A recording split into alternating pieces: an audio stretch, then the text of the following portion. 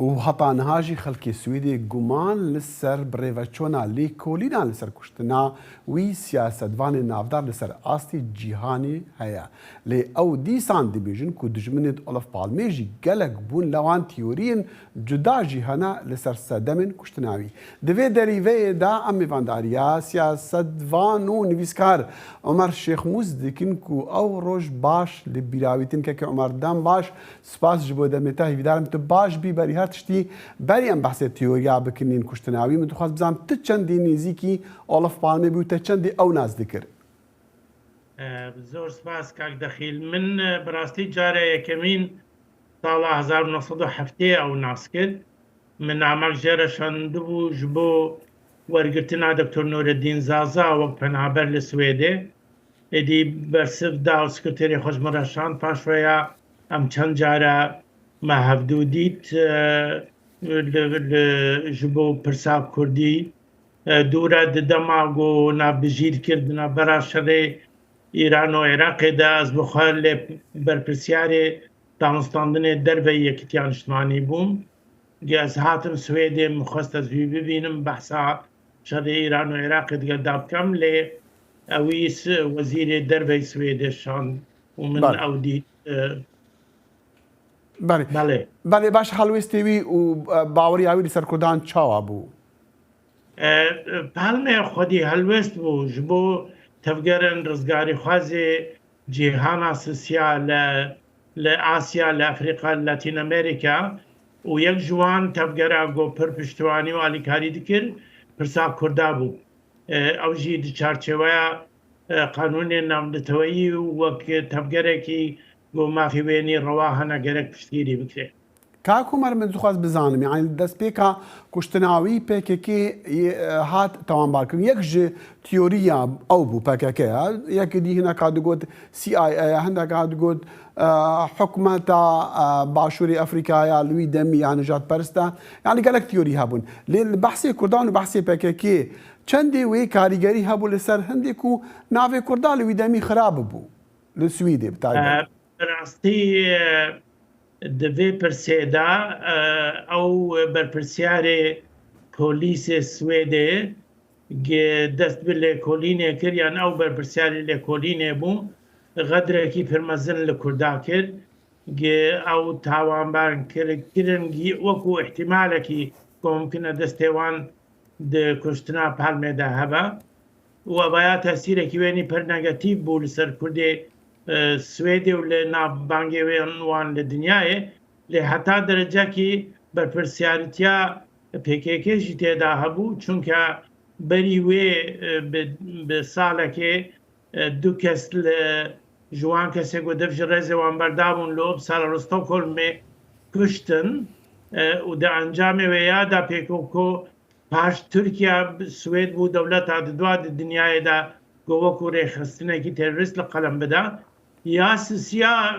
بەرپرسیارێکی وان هەبوو نوێنەری وان لە دەربەی وڵات و ناوێوی حسێنی یلدرم بوو حسێنی یلدرم پێش ئەو گۆ پالمێ بێکوشتن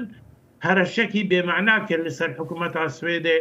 ji ber got nexwest got penaberî bidine Apo Abdullah Öcalan û jina wî Kesîrexan ji ber wê ya hereşe kirin êcar ev hereşe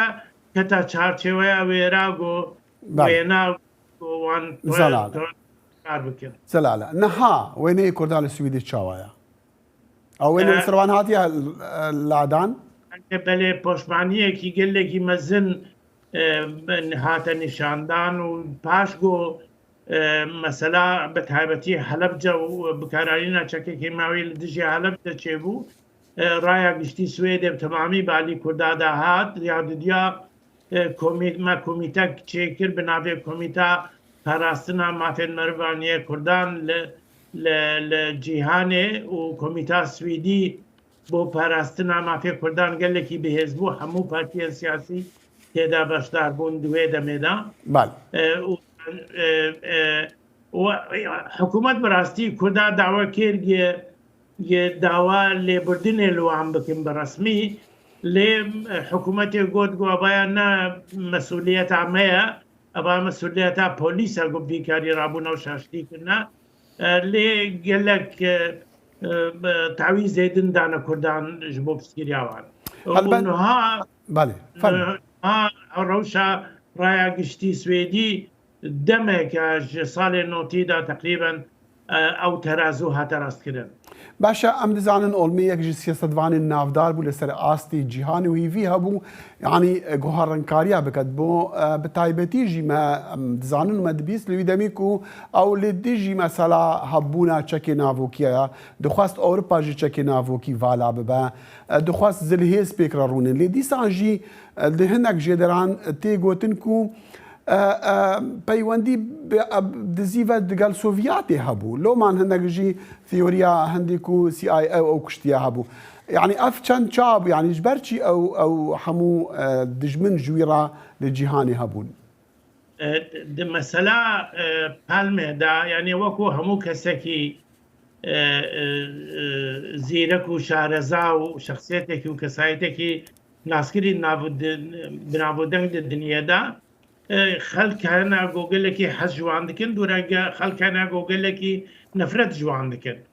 پالمێش بەر دوو سەبەبێ سەرەکی هێزێ ڕاستڕەوێ سوێدێ نەفرەت جێتکردن و دژمناتیاویتکردن یەک ئەو